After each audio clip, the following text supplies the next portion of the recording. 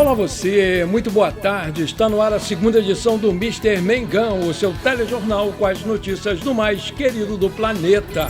Felipe Luiz informa valores e Flamengo estuda contraproposta para renovação de contrato. Bruno Henrique de saída do Flamengo pode acontecer em 2026. Atacante recebe um dos maiores salários do elenco. Relação entre Pedro e Felipe Luiz volta a ficar estremecida e atacante pode sair do Flamengo, diz jornalista. Samuel Lino estuda ação por danos morais contra jornalista após reportagens sobre a sua vida noturna. Essas e outras você confere agora. Fica comigo até o final, porque aqui tem muito mais Flamengo para você. Com o calendário paralisado por conta da data FIFA, o Flamengo ajustou a rotina dos seus treinamentos e definiu um planejamento especial para o elenco. O grupo teve folga parcial neste domingo, mas voltou às suas atividades completas nesta segunda-feira, dia 13, no Ninho do Urubu.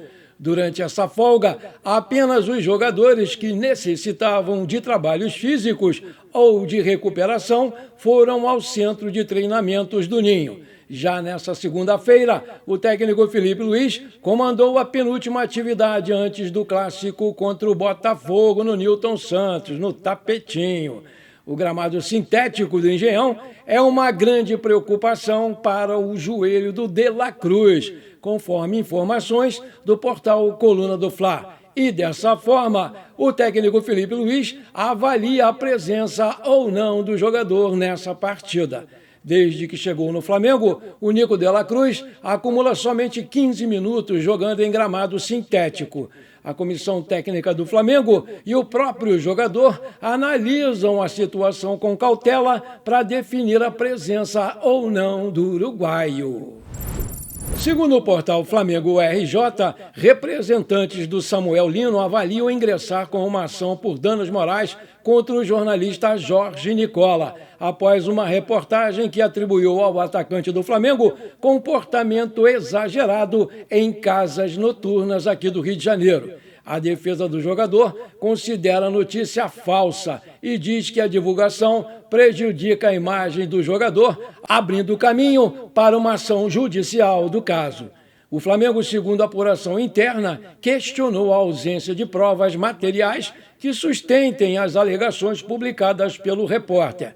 Fontes ligadas ao clube reforçam que não há registros que confirmem a versão sobre a vida noturna do Samuel Lino e que a notícia carece de mais embasamento. A equipe jurídica do atacante já teria uma minuta pronta e aguarda apenas a autorização formal do Samuel Lino para protocolar a ação. A expectativa é que, caso o processo seja mesmo iniciado, o clube e o jogador busquem uma reparação por danos morais à imagem do jogador. Entre as estratégias avaliadas está o pedido de inversão do ônus da prova, previsto no artigo 373, inciso 1º do Código de Processo Civil. Se aceito, esse dispositivo obrigaria o jornalista a comprovar a veracidade das alegações publicadas sobre o Samuel Lino e não o contrário. O desfecho vai depender da decisão final do jogador. Caso a ação seja mesmo formalizada, o caso deve ganhar contornos públicos com publicidade e possibilidade de pedidos de retratação, investigação das fontes e eventual indenização por danos morais à imagem do jogador. O Bruno Henrique é um dos maiores ídolos dessa nova geração do Flamengo, com 15 títulos ao lado do Arrascaeta. E faz parte daquele time de 2019 que encantou a todos e ganhou quase todos os títulos possíveis. Após a sua grave lesão no joelho, ele ainda teve alguns jogos importantes e quase foi para o Palmeiras, já que a renovação com o Flamengo se arrastou por um longo tempo e o jogador pediu um salário muito elevado para renovar. O acordo acabou saindo, mas o jogador nunca mais foi aquele jogador com aquela explosão, aquela rapidez e aquela agilidade. Até por isso, o Felipe Luiz tem usado ele mais como um centroavante. O camisa 27 tem contrato com o Flamengo até dezembro de 2026 e recebe um dos maiores salários do elenco, R$ 1.800.000 mensais. Por conta desse custo-benefício, a saída do Bruno Henrique pode mesmo acontecer, porque ele não vem rendendo o que se espera de um jogador top e decisivo com esse salário altíssimo. Em 2026, caso chegue uma proposta vantajosa para o jogador, o Flamengo não vai dificultar a sua saída, mas tomando todo o cuidado com a imagem do ídolo, que é muito querido pela torcida rubro-negra. Aí eu te pergunto, você acha mesmo que o Flamengo deve negociar o Bruno Henrique na janela de janeiro de 2026? Coloca aí que eu quero saber. Agora eu quero te fazer um pedido. Me ajuda aí, você que é meu amigo, você que é minha amiga e que gosta do meu trabalho. Eu preciso muito que você compartilhe esse programa com seus parentes, amigos, vizinhos, enfim, a galera toda do Flamengo. Porque se você fizer isso, a gente vai crescer muito mais rápido o nosso canal e isso vai me animar ainda mais a trazer conteúdos e notícias maravilhosas do nosso Mengão Queridão, sem mentiras e sem enrolação principalmente. E se você conquistar algum inscrito, me avisa aí nos comentários, porque eu vou dar as boas-vindas para ele ou para ela e os parabéns para você que indicou. Juntos nós somos muito mais fortes. Me ajuda aí! A Conmebol multou o Flamengo por atitudes da torcida durante o jogo de ida das quartas de final da Libertadores 2025 contra o Estudiantes da Argentina aqui no Maracanã. A comissão disciplinar da entidade comunicou a decisão por meio do processo CL.O 179-25. De acordo com o jornal O Lance, a publicação já está em vigor e segue o regulamento disciplinar da Confederação. Nele, a entidade responsabiliza os clubes pelo comportamento dos seus torcedores em competições organizadas pela mesma. E, de acordo com o comunicado, a Conmebol aplicou uma multa de $15 mil, cerca de 82.125 ao Flamengo, pelo uso de sinalizadores, fogos de artifício ou objetos semelhantes por parte da torcida rubro-negra. Mesmo quando utilizados nas arquibancadas, esses artefatos são proibidos pelas normas da Conmebol e todo mundo sabe disso e os caras vão lá e ficam acendendo essa porcaria. Desse modo, a penalidade reforça a responsabilidade dos clubes pelo cumprimento das regras de segurança durante as competições. Além disso, a Conmebol aplicou ao clube uma multa de $12 mil, aproximadamente R$ 65.700, por não cumprir as exigências dos artigos 5.1 e 5.5.1 do Manual de Clubes da Libertadores 2025. Essas normas estabelecem a responsabilidade organizacional dos clubes mandantes. Ao todo, a Conmebol vai descontar automaticamente do Flamengo $27 mil, R$ 147.825, dos valores que o Flamengo tem a receber. Tais quantias são referentes aos direitos de televisão ou de patrocínio. A negociação entre Flamengo e Felipe Luiz pela renovação deu um novo passo durante essa data FIFA, mas ainda está longe de um acordo, porque o treinador e o empresário dele, Jorge Mendes, português, informaram à direção do clube os valores e os termos desejados para a assinatura de um novo contrato. O Flamengo, por sua vez, considerou as cifras muito altas no primeiro momento, mas entende ser algo comum nesse tipo de negociação. O Flamengo pretende fazer uma contraproposta para tentar alcançar um meio termo e fechar o contrato. Segundo o portal Bola VIP Brasil, o salário sugerido foi de R$2 milhões por mês e um contrato de até 2027. Hoje o Felipe Luiz ganha R$300 mil por mês.